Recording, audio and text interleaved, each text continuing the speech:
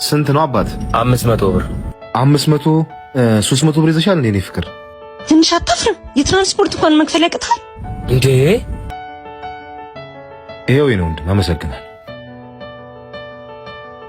በቃ እንሂድ አይደል? እኔ ፍቅር ቆይ ምን ነው? በቃ እዚህ ጋር ይብቃል። እየቀለድሽ ነው? እንሂድ አሁን። እኔ ፍቅር ልቀቀኝ። ከዛሬ ነገ ጥሩ ይሆናል እያልኩ በተስፋ ብዙ ጠበቅኩ፣ ግን አንተ መመኛውን ህይወት የምትሰጠኝ ሰው አይደል። አጥቼ እኮ አይደለም መቸገሬ፣ ነጋችንን የተሻለ ለማድረግ እየለፈው እንደሆነ ታውቂያለሽ። የራሴ ዓላማ አለኝ፣ አግዢኝ። ሴት ነኝ። ከዚህ በኋላ አንተን በመጠበቅ የማባክነው እድሜ የለኝ። ይበቃናል።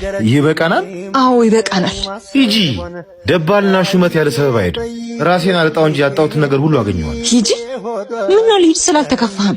ለምን ልከፋ? የኔን ስኬት ካንቺ በላይ በጉት የምትጠብቅ ሴት አለች እኮ። እኔም ጠርጥሬያለሁ። ማናት እሷ? እባክህ እናቴ። እሷም እንደ ጀንበር ሱራ እስክትመለስ እጠብቃት ጀመር። ሴቶች ግን ባላችሁን መረዳት አለባችሁ።